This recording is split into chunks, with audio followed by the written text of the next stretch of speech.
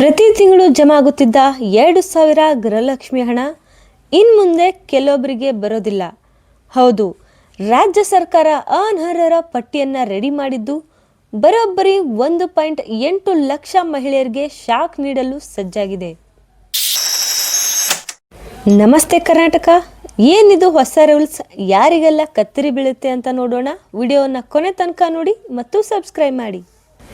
ಸರ್ಕಾರದ ನಿಯಮದ ಪ್ರಕಾರ ಯಾರು ಇನ್ಕಮ್ ಟ್ಯಾಕ್ಸ್ ಅಥವಾ GST ಕಟ್ಟುತ್ತಾರೋ ಅವರಿಗೆ ಈ ಯೋಜನೆಯಲ್ಲಿ ಅನ್ವಯಿಸುವುದಿಲ್ಲ. ಆದರೆ ಯೋಜನೆ ಆರಂಭವಾದ ಅರ್ಜೆಂಟನಲ್ಲಿ ಸರಿಯಾಗಿ ಪರಿಶೀಲನೆ ಆಗದ ಕಾರಣ ಈಗ ಹೊಸದಾಗಿ ಪ್ಯಾನ್ ಕಾರ್ಡ್ ಲಿಂಕ್ ಮಾಡಿದಾಗ ಕೆಲವೊಂದಿಷ್ಟು ಸತ್ಯಗಳು ಹೊರಬಿದ್ದಿವೆ. 1.80 ಲಕ್ಷ ಜನರು ಸಿಕ್ಕಿಬಿದ್ದಿದ್ದಾರೆ. ಇಲಾಖೆಯ ಮಾಹಿತಿ ಪ್ರಕಾರ ತೆರಿಗೆ ಕಟ್ಟುವ ಕುಟುಂಬದ 1.80 ಲಕ್ಷ ಮಹಿಳೆಯರು ಸರ್ಕಾರಕ್ಕೆ ತಪ್ಪು ಮಾಹಿತಿ ನೀಡಿ 2,000 ರೂಪಾಯಿ ಪಡೆಯುತ್ತಿದ್ದರು.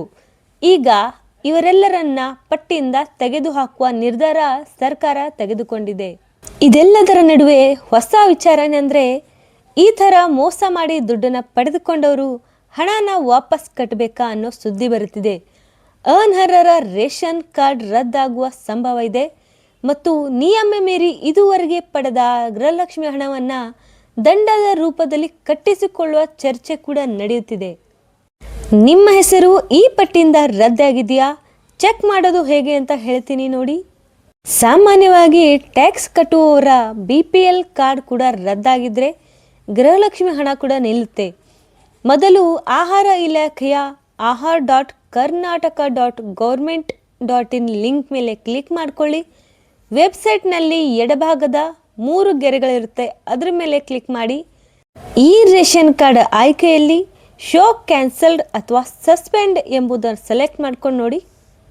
ಅಲ್ಲಿ ನಿಮ್ಮ ಜಿಲ್ಲೆ, ತಾಲೂಕು ಮತ್ತು ತಿಂಗಳನ್ನು ಆಯ್ಕೆ ಮಾಡಿದರೆ ರದ್ದಾದವರ ಪಟ್ಟಿ ಕಾಣುತ್ತೆ. ನಿಮ್ಮ ಹೆಸರು ಇದೆ ಅಂತ ಚೆಕ್ ಮಾಡ್ಕೊಳ್ಳಿ.